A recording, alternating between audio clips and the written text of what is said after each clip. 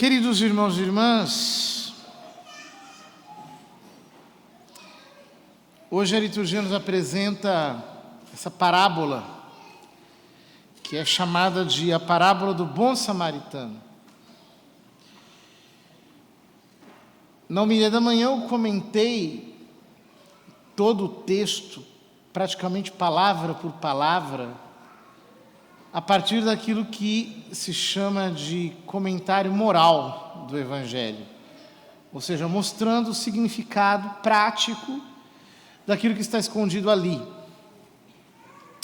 Hoje, agora à noite, eu queria mais me ocupar do significado espiritual, mais místico mesmo, aquilo que se chama de sentido anagógico do texto, mostrando como aqui o Senhor nos traz luz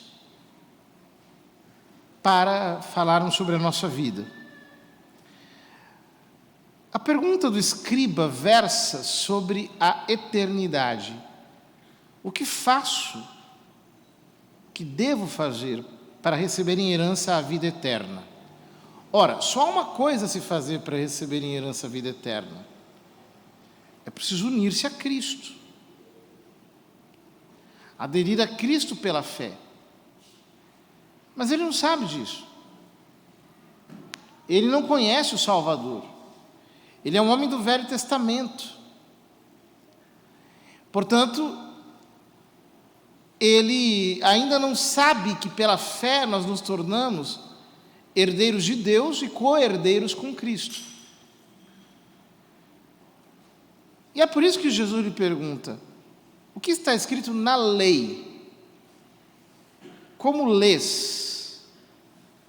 Ele está falando da lei, ele está falando do Velho Testamento. Ele então respondeu: amarás o Senhor teu Deus de todo o teu coração, com toda a tua alma, com toda a tua força, com toda a tua inteligência, e ao teu próximo como a ti mesmo. Ou seja, esses dois mandamentos que aparecem no livro do Deuteronômio, aqui, são apresentados em concordância com o que ali está escrito como a síntese de toda a lei. Jesus lhe disse: tu respondeste corretamente. Ou seja, segundo a lei, o que nós temos que fazer é amar a Deus e ao próximo.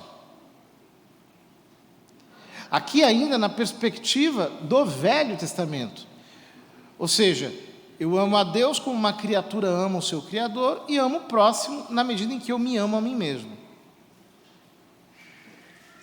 No Novo Testamento esse mandamento é alterado. Como nós lemos no Evangelho de São João. A fé nos incorpora em Cristo, por Cristo nós entramos na vida íntima da Santíssima Trindade, portanto, na dinâmica do amor divino, e a partir de dentro de Deus, nós recebemos um novo mandamento. Amai-vos uns aos outros como eu vos amei. Ou seja, desde dentro da intimidade do amor divino. Mas isso só é acessível pela fé e é uma graça do Novo Testamento. Porque pela fé nós nos acoplamos em Jesus Cristo, a sua humanidade santíssima, e pela sua humanidade santíssima nós entramos na intimidade da vida da Trindade. Então, nós entramos nesse mistério de amor eterno, que é algo praticamente inacreditável e, portanto, embebidos desse amor, encharcados desse amor, totalmente impregnados da exuberância, da força desse amor, nós amamos o próximo. O mandamento do amor no Novo Testamento, portanto, é algo muito mais elevado. O homem, porém, queria se justificar. De fato, ele era um homem do Velho Testamento. Ele ainda estava buscando justiça própria. Ele ainda estava buscando a justiça que vem da lei. E Jesus, de um modo muito suave e discreto, lhe anuncia o Evangelho. Ele diz: certo homem descia de Jerusalém para Jericó. Esse homem que desce de Jerusalém para Jericó é uma imagem da nossa alma. Quando nós deixamos Jerusalém, isto é, a vida no espírito, para Jericó, isso é, a vida dos sentidos, a vida desse mundo exterior. Jericó era uma cidade antiquíssima. O nome Jericó significa perfumado. E ali há um grande balneário que é o Mar Morto. Até hoje, um grande balneário, em que as pessoas vão para se refrestelarem. Portanto, o homem que desce de Jerusalém para Jericó é o homem que abandona a vida do espírito para se entregar à vida corporal, aos prazeres da vida corporal, aos gostos da vida corporal. Caiu nas mãos de assaltantes. Esses assaltantes representam o espírito maligno. Nosso Senhor, em João capítulo 10, versículo 10, diz que o que entra pela porta é o pastor das ovelhas. Mas quem não entra pela porta é ladrão e assaltante. Ele está falando do diabo, que não tendo nascido nesse mundo, não tem direito legal de agir aqui. Portanto, ele só age deslealmente, ilegalmente, de maneira totalmente não respaldada. Está agindo de maneira desonesta. Ele é o desonesto, ele é o assaltante, ele é o ladrão por excelência. Estes arrancaram-lhe tudo, que é o que acontece quando a gente abandona a nossa posição no Espírito. Nós perdemos tudo. É impressionante isso. Você está na comunhão com Deus, você está na vida de oração, você está em união com o Espírito Santo, você está com fervor. Você sai de Jerusalém, vai para Jericó, em um instante você volta para a carne. Em um instante você perde a comunhão com Deus. Em um instante você começa a se precipitar em todo tipo de distração. As tentações voltam, a irritação aparece, a carne ressurge, o Adão que parecia morto volta com força. Por quê? Quando você sai de Jerusalém, quando você sai da sua posição no Espírito, você se expõe aos ataques do espírito maligno. Mas eles não apenas arrancaram-lhe tudo, mas também espancaram-no. Espancaram.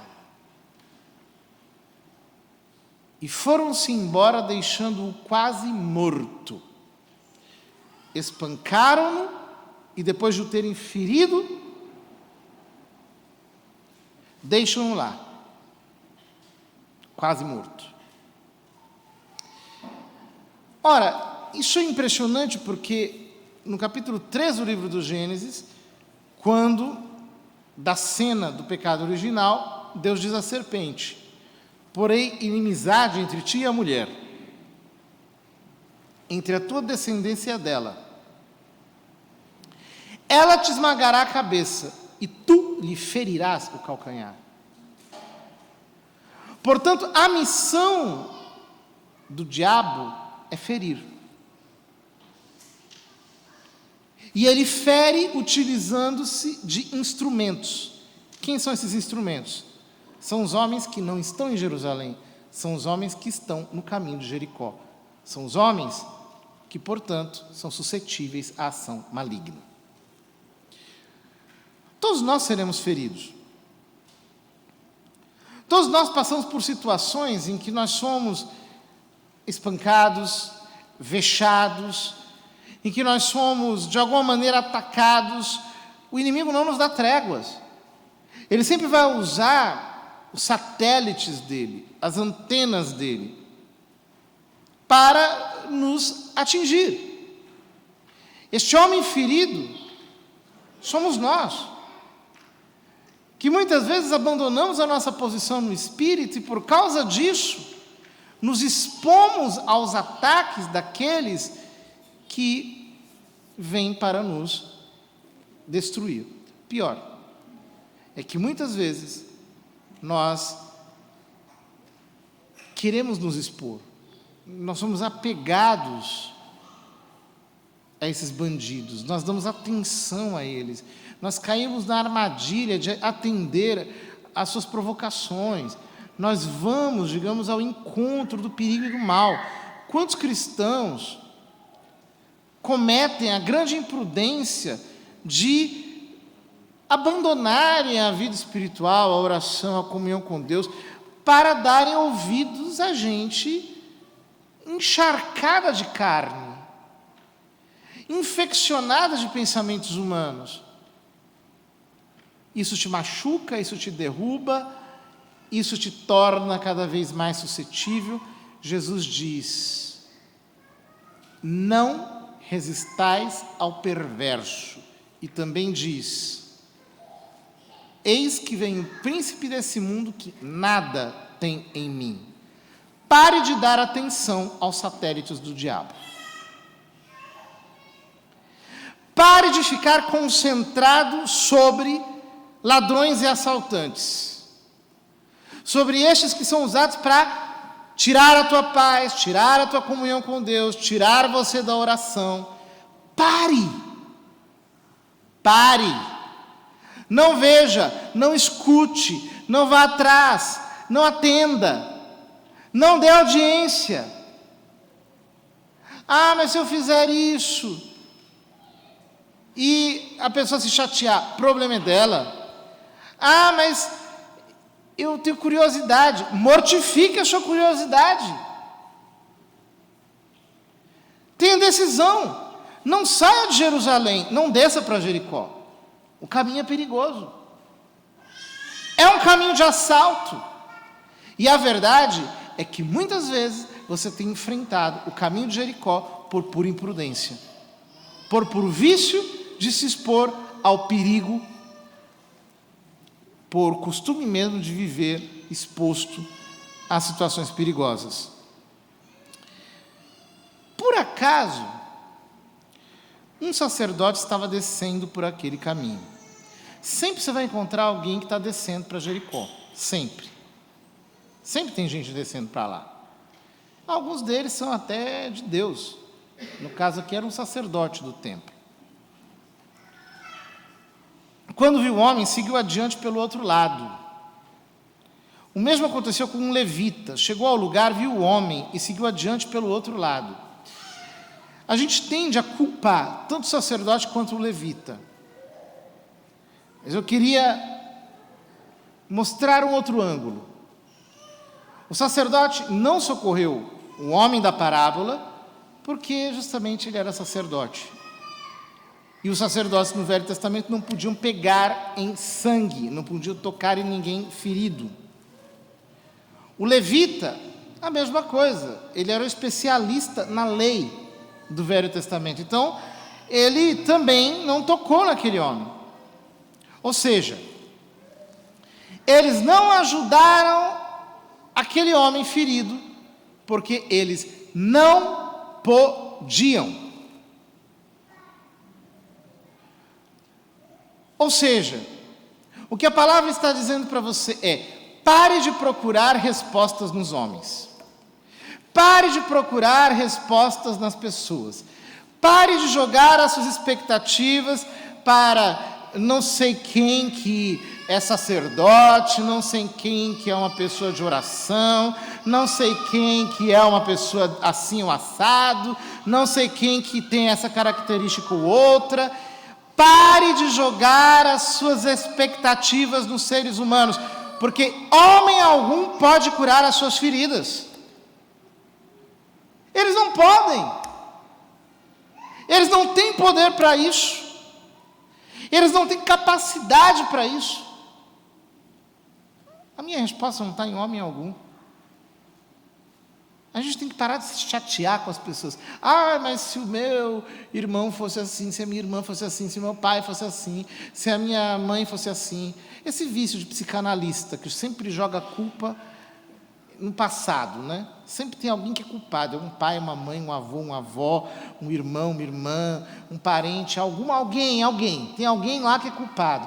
Esqueça disso. Todo mundo é culpado de tudo. Todos os pecados estão privados da glória de Deus. Ninguém tem poder de nos curar. Eu não tenho que jogar expectativa sobre ninguém. Ninguém tem a possibilidade de suprir as minhas necessidades. Por mais que eu ame. Por mais que eu considere. É por isso que se aproxima daquele homem um samaritano que estava viajando. Esse samaritano é uma imagem de Jesus. Ora, os samaritanos eram as pessoas mais odiadas pelos judeus. Os samaritanos eram amaldiçoados pelos judeus todos os dias.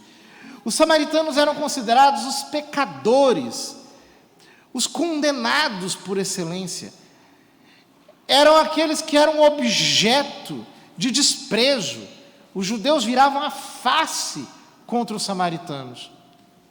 É por isso que Jesus se apresenta como samaritano. Porque, diz o profeta Isaías, Ele levou sobre si as nossas dores. Ele levou sobre si as nossas maldições. O castigo que nos traz a paz estava sobre Ele. E diante dele, todos viravam o rosto. Pois nele não havia beleza ou formosura que a nós pudesse agradar. Ele é o samaritano.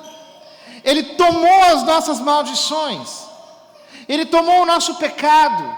Ele tomou as nossas transgressões. Ele tomou as nossas culpas.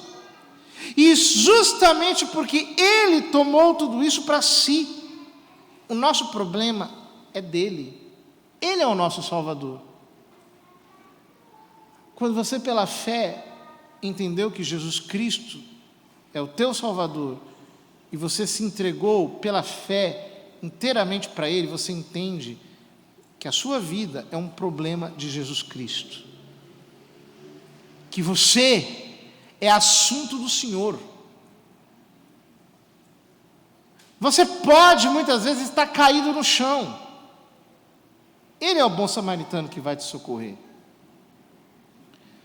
Você pode muitas vezes estar ferido, como nós muitas vezes estamos. Ele é o bom samaritano que vem para nos sarar. Nós somos um problema dele. Os outros estarão à beira do caminho, passarão milhares de sacerdotes, milhares de levitas, homens de todas as condições, leigos e clérigos, mestres e discípulos, superiores e inferiores, homens de toda posição, e não serão socorridos. Mas diz a Escritura: todo aquele que invocar o nome do Senhor será salvo. Quando você, pela fé, se entrega a Jesus Cristo, Ele para aonde você estiver. Chegou perto dele, viu e sentiu compaixão. Você percebe que a sua vida produz compaixão em Cristo? Que Ele olha para você e o ser dele se estremece por dentro? E Ele tem desejo de se derramar? A palavra aqui, compaixão, é uma palavra forte. Fala de um estremecimento interior com o desejo de se derramar sobre aquela pessoa. Quando Ele olha para nós, quando Ele nos contempla, Ele sente o desejo de se entregar a nós, de nos sarar. A nossa vida causa repercussões no coração de Cristo, causa um abalo dentro dele. Eu preciso entender que quando eu estou diante dele, ele não está inerte, ele está comovido diante de mim. Eu preciso perceber que quando eu vou visitá-lo, Ele não está parado como uma estátua. Ele é o Deus vivo, que me olha e se internece por mim. O seu ser se derrete de amor e misericórdia. Ele me quer socorrer. Aproximou-se dele. Ele não se afasta, ele se aproxima. É bonito pensar isso. Ele não se aguenta, ele tem que tocar. Jesus não tem nojo de você. Ele não usa luvas para pegar em você. Ele não se protege de você. Ele não tem asepsia em relação a você. Ele tem anseio para se misturar com você. Aproximou-se dele e fez curativos. Ou seja, ele quer fazer esse sangue parar de correr. Essa ferida para de sangrar. Ela sangra até o momento que você chega na presença dele. Quando você chega na presença dele, ele diz: para. Não sangra mais. Por quê? Eu já sangrei no teu lugar. Eu já derramei o meu sangue no teu lugar. Portanto, você não precisa sangrar mais. Jesus não quer ver você sangrando. E você precisa muitas vezes se convencer disso. E parar de lamber as suas feridas. Parar de continuar com esse processo contínuo de referimento, remordimento, de remorso, de ressentimento, de cutucar naquilo que já está cicatrizando. Ele coloca curativo para que você pare de mexer. Isso é uma ordem do Senhor. Pare de mexer nas tuas feridas. Quando ele coloca curativo, ele está dizendo: não toque mais. Pare de voltar àquelas feridas que sangram dentro de você. Isso não agrada a Deus. Ah, mas eu fiz, eu aconteci. Olha, mas é aquilo, e aquilo outro. Para! Essa mente descontrolada produz sentimentos convulsivos que te tiram da presença de Deus. Para. Ele não quer que você fique mexendo nisso. Mas derramando óleo e vinho na ferida. Primeiro óleo, porque ele suaviza, ele acalma, ele alivia,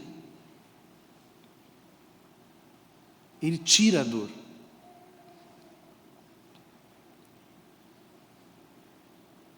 Ele dá um lenitivo. O amor dele vem como refrigério. E nós precisamos nos deixar aliviar por Deus. Nós precisamos permitir que Ele lance óleo sobre nós. O Salmo 22 diz que o Senhor é o meu pastor, nada me faltará. Ele unge a minha cabeça com óleo. Com óleo, os meus pensamentos têm que estar suavizados pelo óleo. As minhas dores têm que ser aliviadas pelo óleo. É hora de parar de doer. É hora de deixar o óleo do Senhor tirar a dor.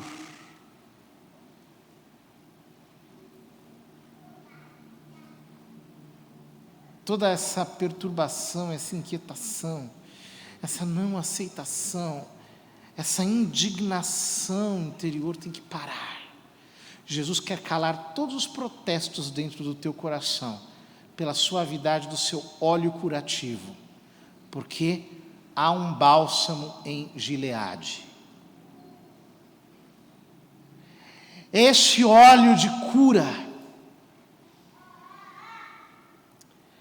que nos silencia por dentro,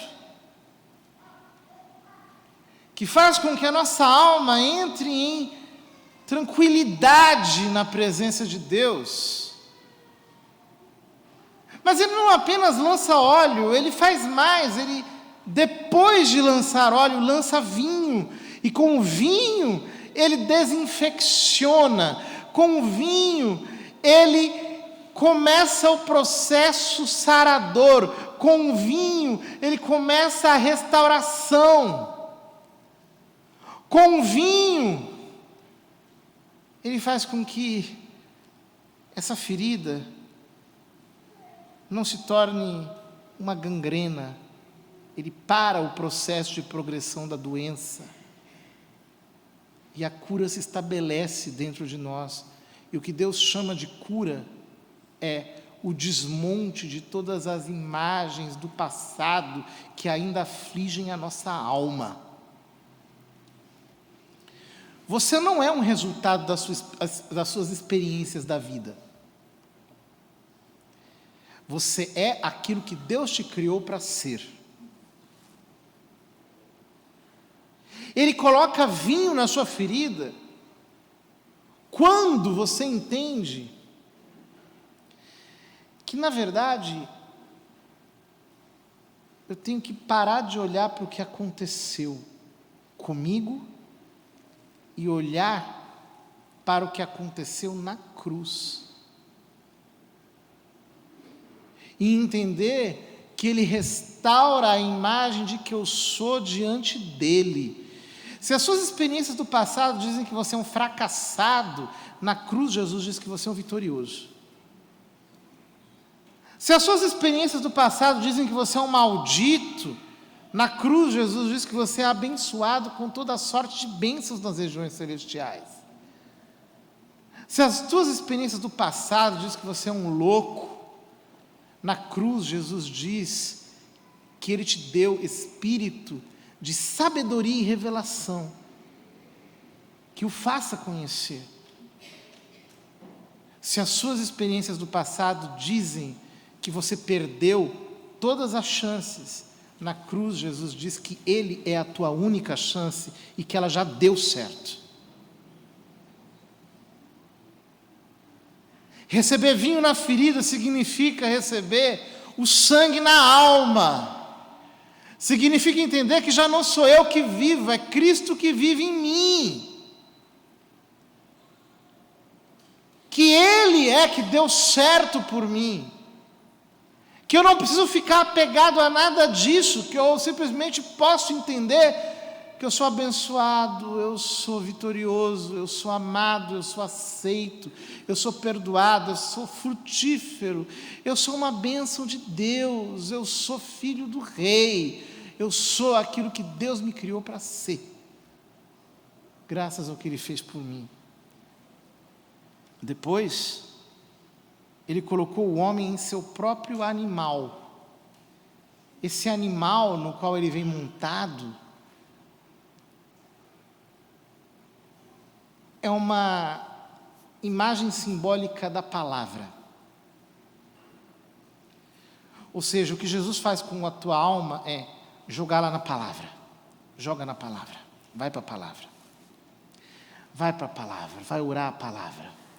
Vai viver a palavra. Vai meditar a palavra. A tua realidade nova é a palavra. O teu ecossistema é a palavra. O teu ambiente é a palavra. A tua vida é a palavra. Você tem que entrar na palavra. Você tem que ficar completamente chapado da palavra. Você tem que trocar o software do mundo pelo software da palavra, rodando continuamente dentro de você. Quando você joga a sua vida sobre a palavra vai te levando para onde Deus quer. Quando você se recusa a ir para a palavra, você fica largado na beira do caminho. É preciso se lançar sobre a palavra, através da meditação, continuamente.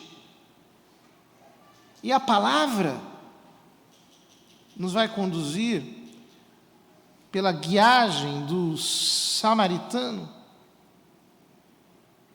a uma pensão. Essa pensão é a igreja. É uma imagem da igreja. Daquilo que Deus chama de igreja, que é a coluna e fundamento da verdade, é a igreja de Deus. Sabe, está aflito, corre para a igreja. Está angustiado, corre para a igreja.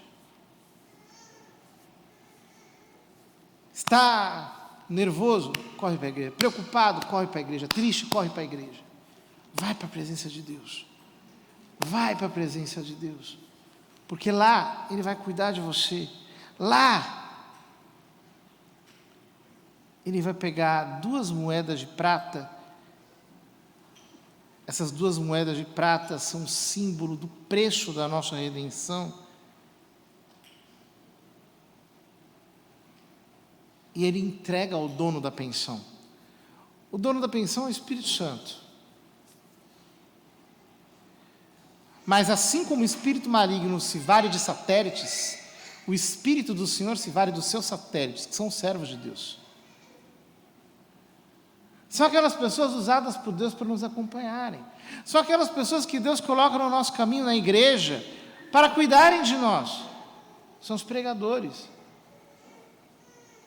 São aqueles que pastoreiam a nossa vida. Ora, o Senhor nos conduz ao seu Espírito para que Ele cuide de nós. Ele diz: olha, eu estou deixando tudo pago. Eu estou deixando tudo pago. A conta já está paga, já paguei lá no Calvário. Está aqui, está tudo pago. Pode cuidar. Pode cuidar. Toma conta dele. Quando você aprende a orar no Espírito, a ter uma vida no Espírito Santo, você entende o que significa ir para a estalagem, ir para a pensão, o que é ser cuidado por Deus, o que é ser tratado por Ele. O samaritano conversando com o dono da pensão é Cristo falando com o Espírito Santo a nosso respeito. É o Espírito Santo falando com Cristo a nosso respeito. É esse tipo de oração inspirada no qual nós mal podemos entender o que eles estão conversando, mas o que nós sabemos é o seguinte: eles estão falando sobre a nossa vida. Eles estão conversando sobre nós. E por isso eu posso orar, eu posso fluir, eu posso me entregar nos braços do Espírito Santo, eu posso me colocar na presença de Deus. Ele não vai deixar de cuidar de mim. Ele não vai deixar de trazer aqueles que na pensão são os seus ministros para cuidarem da minha vida. Por isso nunca tenha nenhum tipo de medo de cuidar de ninguém enquanto servo de Deus, de dar atenção, de cuidar da ferida de alguém sob a guia do Espírito Santo, de ajudar alguém que esteja passando por necessidade ou por socorro. Aí você diz: mas, nossa, é difícil demais. Essa pessoa meu Deus, está sendo pesado para mim, eu estou gastando muita energia, muito tempo. Eu estou gastando muito com esse irmão. Está difícil levar esse irmão, não estou conseguindo. Jesus está dizendo para você: já está pago. Só que o que você gastar mais, você não vai perder. Quando eu voltar, eu vou te pagar. Eu vou te dar. Quando eu voltar, você vai receber muito mais. Porque eu voltarei.